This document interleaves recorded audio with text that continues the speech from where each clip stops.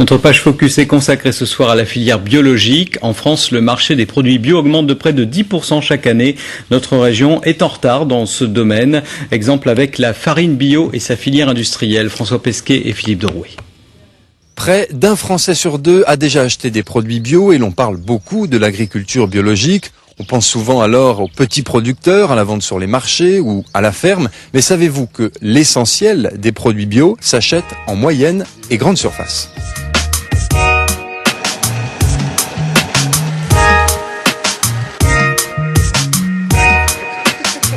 C'est donc à la filière industrielle ou filière longue du bio que l'on s'intéresse ce soir avec cette question: peut-on produire des produits bio en quantité industrielle? C'est ce à quoi nous allons tenter de répondre. Bonsoir et bienvenue. Stéphane Lefébure est agriculteur depuis 20 ans, mais en 1997, il a décidé de passer au bio. Il produit notamment quelques 60 tonnes de blé par an, mais en respectant le principe de la rotation des cultures. Ainsi, il laisse toujours un champ en prairie afin que les plantes dites légumineuses qui y poussent, comme le trèfle ou la luzerne, enrichissent naturellement le sol. Ça aussi, l'autre avantage d'assainir sur le plan des maladies, c'est que vous cassez le cycle des maladies des végétaux en faisant ces prairies-là. Quand on fait un blé derrière 2 ans ou 3 ans de prairie, on a systématiquement une culture qui est propre. Là, vous pouvez regarder, il n'y a pas de mauvaises herbes dans mes parcelles, j'ai pas besoin de désherber, quoi. Pour lui, il est possible de réaliser une production bio en grande quantité à condition d'en conserver le principe.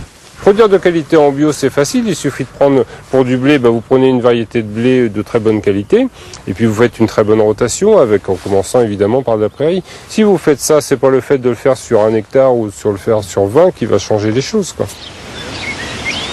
Alors, entre-temps, nous avons rejoint Jean Terrel. Bonsoir. Bonsoir. Donc, vous êtes conseiller agricole en bio au groupement des agriculteurs bio de Haute-Normandie. Oui. Quelle proportion occupent les produits bio dans la consommation totale de produits ? Aujourd'hui et depuis quelques années, le marché des produits alimentaires biologiques représente 2% du marché total de l'agroalimentaire en France. Alors, la filière industrielle ou longue, comme vous dites, du bio se développe. Qu'est-ce que ça implique pour vous? Qu'est-ce que ça change pour les agriculteurs bio? Alors, ce que ça change, c'est qu'en termes de demande, on est obligé aujourd'hui de répondre à un marché en croissance. Donc, on est obligé de multiplier les opérateurs, notamment les agriculteurs. Et une légère industrialisation des circuits fait qu'il va falloir produire plus de produits biologiques. Ça passe par quoi, ça? Comment on produit plus? On produit plus en multipliant les petites exploitations de surface moyennes qui sont parfaitement adaptées à la pratique de l'agriculture biologique.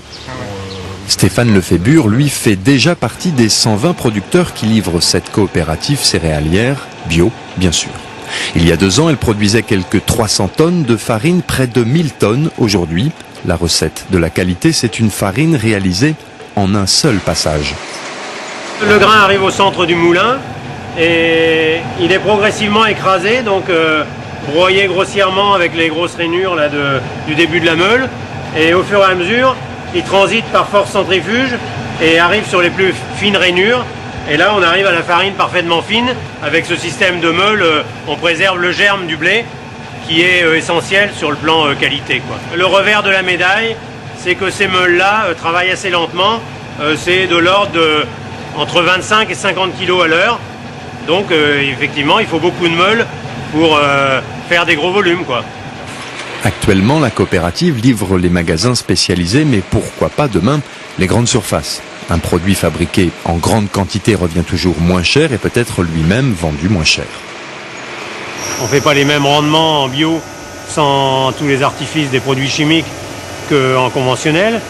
Mais par contre, au niveau de la fabrication et de l'ensachage de la farine, si on multipliait par 10 la production, là on aurait une économie d'échelle qui permettrait de travailler au même prix pratiquement que l'industrie.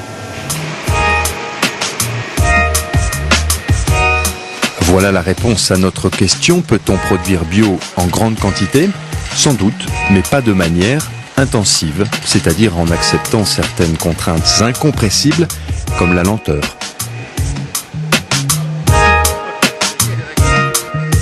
Voilà, c'est la fin de ce focus consacré à la filière longue du bio. Je vous rappelle ce chiffre pour finir. L'agriculture biologique en France occupe près de 2% de la surface agricole utile, seulement 0,4% en Haute-Normandie.